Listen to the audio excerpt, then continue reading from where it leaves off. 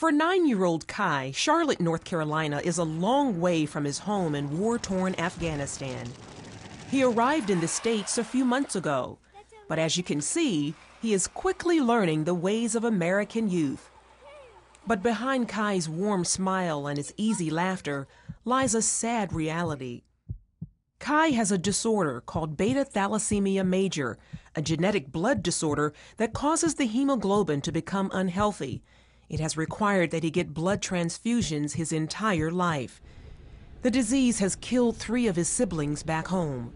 Kai is one of nearly 3 dozen kids from Afghanistan in desperate need of medical help, brought to America for 6 weeks through an organization called Solace for the Children. Dick and Patsy Wilson head the group. In 2006, the couple began bringing children affected by the Chernobyl nuclear disaster to the U.S. for medical treatment. But as their services were needed less and less, God turned their attention to the children of Afghanistan.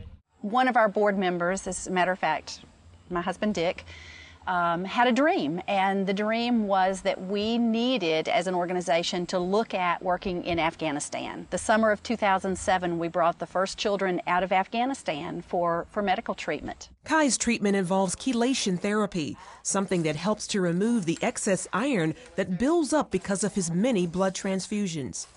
It is life-saving treatment he could never get in his homeland. Afghanistan has one physician for every 50,000 citizens. Dr. Paulette Bryant is Kai's doctor.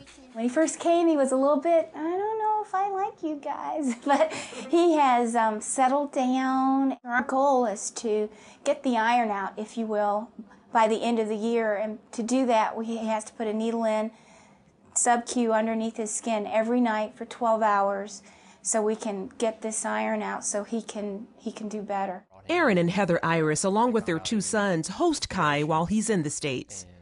We just felt called that this is what we were supposed to do, was to, open our home up to somebody that needed help. And what about the language barrier? The Irises say Kai is able to understand at least 95% of what they say. Yes. You like Batman? Yes. Wow. Another difference? The Irises are Christians. Kai comes from a Muslim family.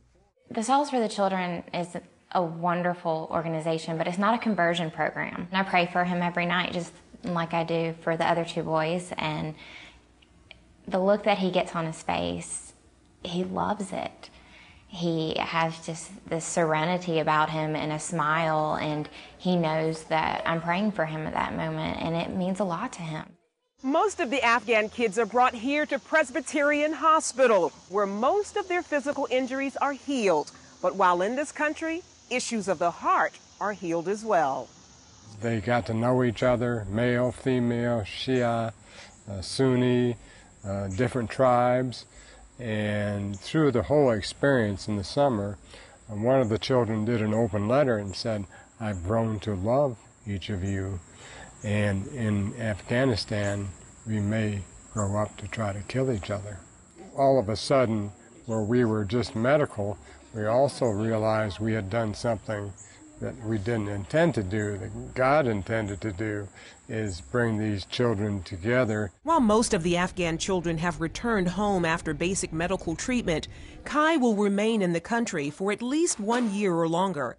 He will need a bone marrow transplant to help him recover fully.